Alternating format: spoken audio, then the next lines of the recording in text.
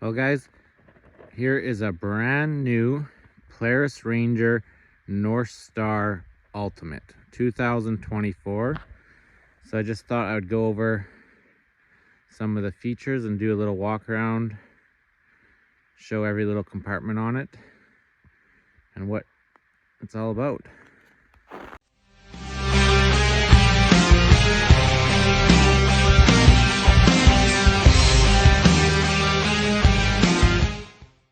So here's some 29-inch tires. Everything on here is factory stock. 14-inch rims. Got a 4,500-pound winch. You got a front camera. LED headlights, very bright. Lockable doors. Power windows. Cubby hole on the door. This cubby hole you can't really get to when you're got the door closed and you're in the cab. Here's your speaker for your stereo.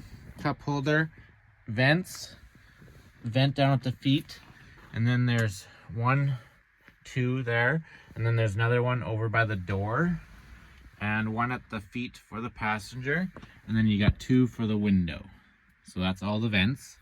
This windshield opens up right here, so it can open all the way up, or you can go 1 notch and open it. I'm not going to open it all the way up, but you get the idea. This locks right in there. There's lots of videos on that. There's your speedometer. You got your lights. So that's off. Regular lights, high beams. And you got your winch control, tilt steering. You can adjust the seat back and forth with that lever. And then this also opens up. There's a small cubby hole there. My brother says he puts his spare belt there. He has a machine like this as well.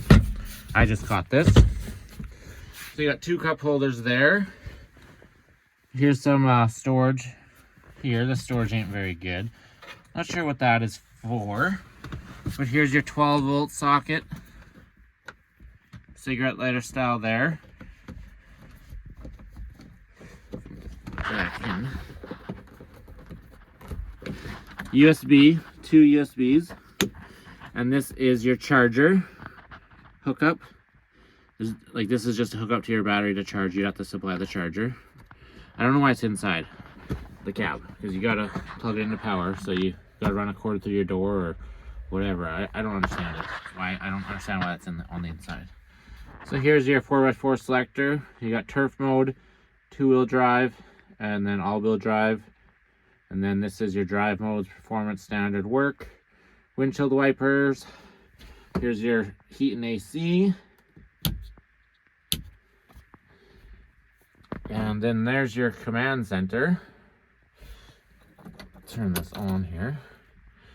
The key does have accessory power, so one flick and then you got accessory here. Just let it load here. So there's your speedometer screen, your tachometer, speedometer, engine temp. Tells you the temperature outside, your fuel, everything like that, time. And then there is your GPS, your phone, and then there's just all your options. And then we got the music here. So I just thought I'd show some of the ride command features here. So right now we're on the radio. This is weather radio. Then you got AM, FM, your iPod or Bluetooth, so you can play music through your phone or whatever, or you can just listen to the radio.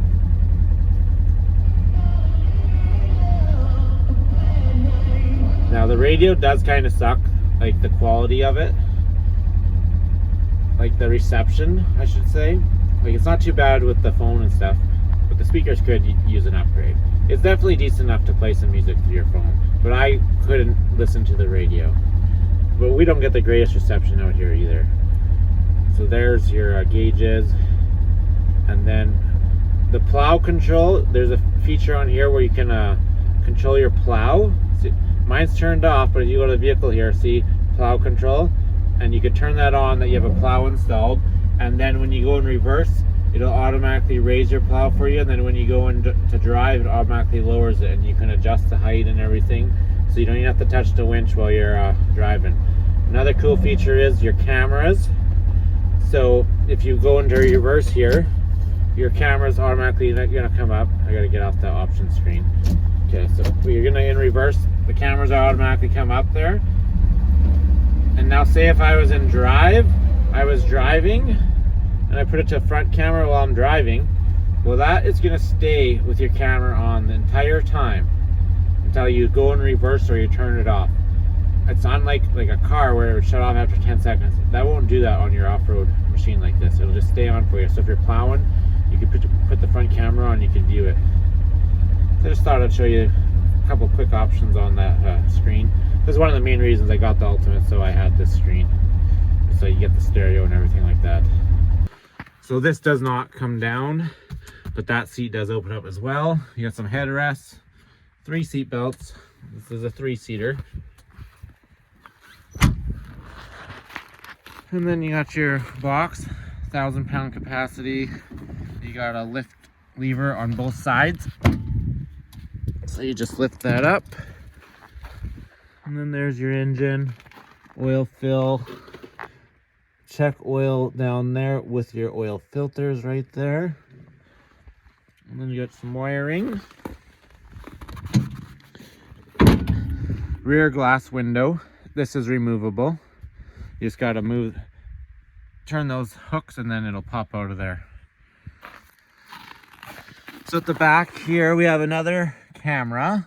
And then this plug here is so you can plug in a backup alarm. Some people use them for a backup light. And you got your 2-inch receiver hitch, 2,500-pound tow capacity, 250-pound hitch weight. So this tailgate just opens up right there.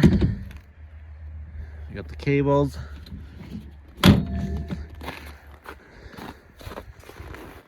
These shocks here are all adjustable. Use the wrench right in here and you can compress the spring. I think there's three or four different settings on the shock. Another cubby on this side, power window. Driver's side, you can control both windows, which is nice. Like yesterday we went out for a ride and I just washed the machine and we couldn't see because the windows were all full of moisture, and I could just roll down the window from my driver's side so I could see across the road. So here's the glove box, and then you got a cord here. With this you can read your game camera memory cards if you have the adapter on your screen, and that's for software updates as well, I believe. Comes with a toolkit in here, your manual, and then another cubby up here. I don't like this design. Like, these are just gonna wear out. These will just break. It's stupid. It should have a design like this for the cubby up here as well. And then you got 2 cubbies, one here and one up there. So now this seat opens. I believe it opens the opposite way. Yep. So very little storage here, but there is enough storage to maybe some gloves or some tools or whatever. And then this lifts up and there's your battery and your fuse boxes. You can buy a storage container that goes here, or it has a pail indent, but they do sell storage bins. You can get aftermarket ones, and I believe Polaris has one. So now under here is where your coolant is. I don't really want to open this thing up, but I will. It's already chipped, and I don't know how it's chipped, but it's already chipped. That's not from me. I'm just going to take this off here with 2 hands because I don't want to scratch anything. Okay, so I got the cover off. So here's your washer fluid, your antifreeze there, and here's a little air filter. I'm pretty sure that's for the cabin. And then there's your antifreeze fill cap as well. And this is your bus bar, so if you want to add power accessories, they would just go right into there.